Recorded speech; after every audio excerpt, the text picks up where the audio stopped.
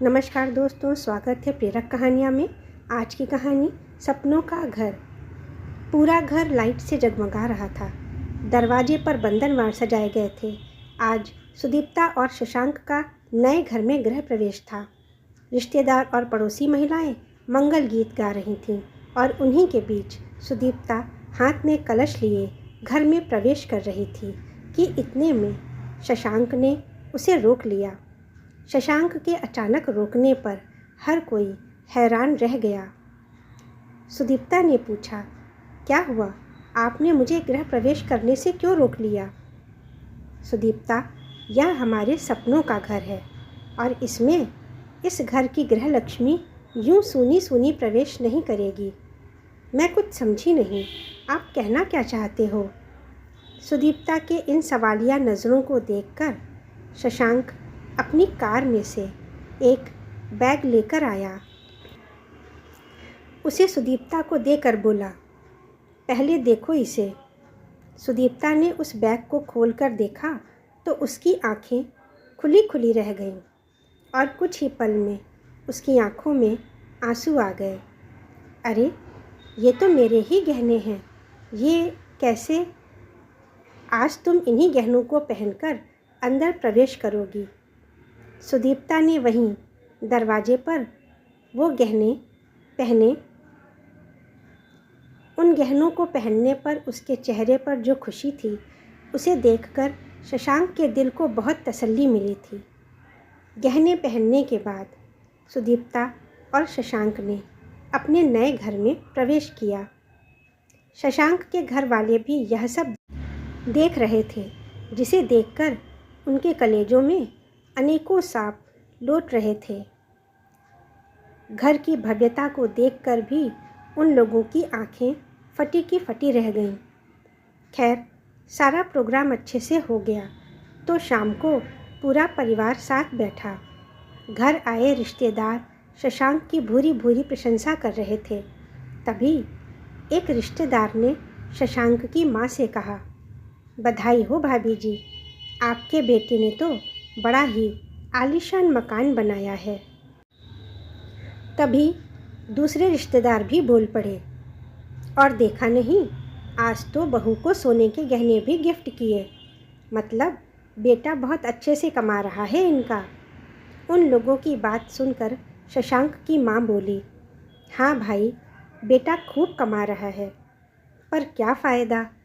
सब कुछ अपनी बीवी के लिए तो कर रहा है। अपनी माँ को तो एक सोने की चेन भी लाकर नहीं दी।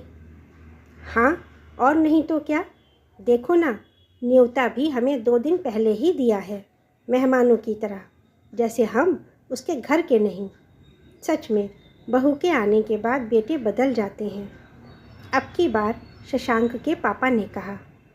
यह सब बातें हॉल में आते हुए शशांक ने सुन ली। तब वो सीधा अपने माता पिता के सामने आकर खड़ा हो गया। मैंने आपकी बहू को सोने के गहने गिफ्ट किए, वो आपको दिखे? ज़रा आंखें खोलकर गौर से देखते तो ये भी दिखता कि ये वही गहने हैं जो आपकी बहू ने मुझ पर विश्वास करके दिए थे, जो उसके मायके से आए थे। लेकिन आपने तो साफ मना कर दिया था कि आपको मुझ पर विश्वास ही नहीं है, इसलिए हम तुम्हारी मदद भी नहीं करेंगे। फिर आज किस हक से आप ये सब कह रहे हो? मैं तो आपको बुलाना भी नहीं चाहता था, पर आपकी बहू ने ही मुझे मजबूर किया आपको बुलाने के लिए, और आज आप यहाँ बैठकर उसी बहू के बारे में बातें बना रहे हैं। काश आपने मुझ पर विश्वास किया होता। मैं तो आप ही का बेटा था ना। तब तो आपको मुझ पर विश्वास नहीं हुआ, फिर आज ये सब क्यों? शशांक की बातें सुनकर उसके माता पिता की नज़रें नीची हो गईं और शशांक अपने कमरे में चला गया। वहीं पास में ये सारी बातें सुदीप्ता भी सुन रही थी। उसे याद हो आई वो रात जब वह शशांक का इंतज़ार कर रही थी। रात के 12 बज चुके थे, लेकिन शशांक का अभी तक कोई पता नहीं था। सुदीप्ता शशांक के इंतज़ार में अपने ही कमरे में इधर से उधर घूम रही थी, जबकि घर में बाकी लोग सो चुके थे। पिछले कुछ दिनों से शशांक का यही रवैया था। रात को देर से आता और खाना भी नहीं खाता, पर फिर भी घर में सब लोग इससे बेखबर रहते और चैन की नींद सो जाते, जैसे उन्हें शशांक की परेशान होने से कोई मतलब ना हो। सुदीप्ता सोचती, ऐसे कैसे घर में किसी को नींद आ सकती है। शशांक आखिर इस घर का बेटा भी तो है। थोड़ी देर बाद 1 बजे डोरबेल बजी। सुदीप्ता ने भागकर दरवाज़ा खोला तो सामने शशांक था। परेशान सा, थका हुआ शशांक घर में दाखिल हुआ और सीधे अपने कमरे में चला गया। सुदीप्ता भी उसके पीछे पीछे कमरे में आ गई। आज फिर लेट हो गए आप, खाना लगा दूँ? हाँ, आज फिर देर हो गई, पर खाना रहने दो, मुझे भूख नहीं है। कुछ खाया था शाम को? नहीं, पर सच कह रहा हूँ, भूख नहीं है, नींद आ रही है, मैं सोना चाहता हूँ। कहकर शशांक कपड़े बदलने चला गया। वहीं सुदीप्ता रसोई में आकर एक गिलास में दूध भरकर शशांक के लिए ले आई। खाना नहीं खाना तो कोई बात नहीं, दूध तो पी लो, नहीं तो कमज़ोरी आ जाएगी। मेरा बिल्कुल मन नहीं है, सिर भी दर्द कर रहा है। अच्छा, फिर भी दूध पी लो, फिर सो जाना, सुदीप्ता ने कहा। सुदीप्ता ने जिद की तो शशांक ने दूध पी लिया और बिस्तर पर लेट गया। सुदीप्ता वहीं उसके पास बैठ गई और उसके सिर को सहलाने लगी, जिससे थोड़ी देर बाद ही शशांक को नींद आ गई। पर थोड़ी देर बाद पता नहीं कैसे अपने आप ही शशांक की नींद खुल गई। वह हड़बड़ाकर उठ बैठा। क्या हुआ? सुदीप्ता ने पूछा। क्या करूं? सुदीप्ता, कुछ समझ ही नहीं आ रहा। माँ पापा ने भी मदद करने से इनकार कर दिया। कहते हैं पैसे गुड़िया की शादी और मनोज की पढ़ाई के लिए इकट्ठे कर रखे हैं, पर गुड़िया तो अभी कॉलेज में आई है, उसकी शादी में अभी भी 4-5 साल हैं, और मनोज, उसे तो पढ़ने में इंटरेस्ट ही नहीं है। 2 साल से पढ़ाई छोड़कर इधर उधर घूम रहा है, पर उन्हें शायद मुझ पर भरोसा नहीं। नौकरी छूट गई है, अब नए काम के लिए कुछ तो करना पड़ेगा। उन्होंने तो ये भी नहीं सोचा कि जब मेरी अच्छी नौकरी थी तो वो पैसे तो मैंने ही दिए थे ना। कहाँ से पैसों का अरेंजमेंट करूं? मैं समझती हूँ आपकी परेशानी। आप कहो तो मैं कुछ कहूँ? तुम क्या करोगी? तुम कहाँ से लाओगी इतनी रकम? इतने कठिन समय में तुम मेरे साथ हो, यही बहुत है मेरे लिए। और तुम्हारे पापा से पैसे नहीं ले सकता, तो ये बात तो कहना ही नहीं। शशांक ने उसका हाथ थामते हुए कहा। नहीं, मैं ये नहीं कहूँगी कि आप उनसे पैसे लो। यहाँ माँ बाबूजी पैसे नहीं दे रहे तो कोई बात नहीं, मेरे गहने हैं ना, क्यों ना हम उन गहनों को लोन पर चढ़ा दें। पैसों का अरेंजमेंट भी हो जाएगा और बाद में जब आपका काम अच्छा चलने लगे तो हम गहनों को छुड़ा लेंगे। सुदीप्ता ने अपनी बात कही।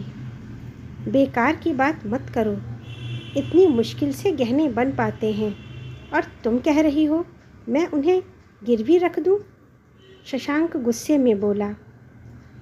सुदीप्ता बहुत देर समझाने के बाद ही शशांक को राजी कर पाई। शशांक ने अनमने स्वर में कहा, ठीक है, कल तुम अपने गहने मुझे दे देना, मैं बाज़ार में उसका मोल पता कर लूँगा। दूसरे दिन सुदीप्ता ने सासू माँ से कहा, माँ जी, ये बहुत परेशान हैं, पैसों का अरेंजमेंट हो नहीं पाया है और अभी नया नया जमता हुआ बिजनेस है, अगर अच्छे से जम गया तो हम सबका ही भला होगा। देख बहू, हम पहले ही कह चुके हैं कि हमारे पास कोई पैसे नहीं हैं। हमारे 2 बच्चे और हैं, उनके बारे में भी हमें सोचना है। नहीं नहीं माँ जी, मैं पैसों के लिए नहीं कह रही हूँ। मैं तो कह रही थी कि अगर तू कहना क्या चाहती है बहू, सीधे मुद्दे पर आ। माँ जी, मैं यह कह रही थी कि वो जो मेरे गहने हैं आप मुझे दे दीजिए। उसे लोन पर चढ़ाकर हम लोग बिज़नेस में लगा देंगे। पैसों का अरेंजमेंट भी हो जाएगा और फ़िलहाल इनकी टेंशन भी हटेगी। भविष्य में जब इनका काम अच्छा चलने लगेगा तो फिर उन गहनों को छुड़ा लेंगे। कौन से गहने? देख बहू, तुझे अपने गहने लोन पर चढ़ाने का शौक़ है तो बेशक तेरे मायके से आए हुए गहने चढ़ा, पर ससुराल के गहनों पर नज़र भी मत रखना। अभी मुझे एक और बहू ब्याह कर लानी है। और तुम्हारा क्या है? कल को अगर शशांक का काम नहीं चला तो इसलिए मुझे तो माफ़ कर। यह बात माँ इतने ज़ोर ज़ोर से कह रही थी कि अंदर कमरे में शशांक को सुनाई दे रही थी। सुनकर उसकी आंखों में आंसू आ गए। माँ को उस पर बिल्कुल भी भरोसा नहीं है। शशांक ने बाहर आकर अपनी माँ से कहा, पर माँ, वो गहने भी तो मैं ही खरीद कर लाया था ना, तो मैं क्या करूँ? वो गहने तो ससुराल वालों की तरफ से सुदीप्ता को चढ़ाए गए थे, इसलिए वो गहने ससुराल वालों के ही समझे जाएंगे। पर माँ, वो गहने मैंने अपनी कमाई से ही तो बनवाए थे। शशांक ने कहा, अच्छा, आज तू इतना बड़ा हो गया कि अपनी माँ से ज़बान लड़ा रहा है। आज तू अपनी पत्नी के गहनों के लिए तेरा मेरा करने लगा है। इतना ही तेरा मेरा करने का शौक़ है तो अपने घर का बंदोबस्त भी कहीं और कर लो, क्योंकि जिस घर में तुम रह रहे हो वो घर हमारा है। अपने माता पिता की बात सुनकर शशांक हैरान रह गया और उसने उसी वक्त उस घर को छोड़ने का फैसला किया। वहाँ से निकलकर शशांक और सुदीप्ता दोनों किराए के कमरे में शिफ्ट हुए। सुदीप्ता के मायके वालों के दिए हुए गहने अपने किसी दोस्त को बेचकर शशांक ने अपना बिजनेस आगे बढ़ाया। साथ ही साथ उससे यह वादा भी किया कि वो इन गहनों को बेचे नहीं, क्योंकि भविष्य में वो इन गहनों को खरीदेगा ज़रूर। धीरे धीरे शशांक और सुदीप्ता की मेहनत रंग लाने लगी और उनका बिजनेस दिन दूनी रात चौगुनी तरक्की करने लगा। इसी बीच दोनों एक प्यारी सी गुड़िया सुहानी के माता पिता भी बने। 10 साल के कठिन परिश्रम के बाद आज जाकर उन्हें अपना घर नसीब हुआ। इतना सब कुछ होने के बाद शशांक तो उन्हें बुलाना भी नहीं चाहता था, पर सुदीप्ता ने यह सोचकर बुला लिया कि आखिर माता पिता हैं, अपने बेटे की तरक्की देखकर खुश ही होंगे। लेकिन इतना सब कुछ होने के बाद आज भी माता पिता के विचार और बातें सुनकर वह भी दुखी हुई। वे आज भी सिर्फ अपना हक जता रहे थे। ये उनके लिए सचमुच सोचनीय था। इसलिए आज सुदीप्ता ने शशांक को कुछ भी कहने से नहीं रोका।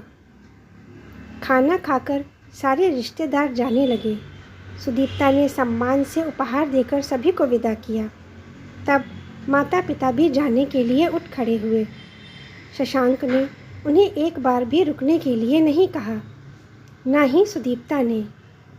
आज वह शशांक के साथ खुशी का हर पल जीना चाहती थी, अपने सपनों के घर में, जहाँ किसी और का कोई अधिकार नहीं था। तो दोस्तों, कहानी पसंद आई है तो लाइक कर दें, शेयर करें, नए हैं तो चैनल को सब्सक्राइब करें। धन्यवाद।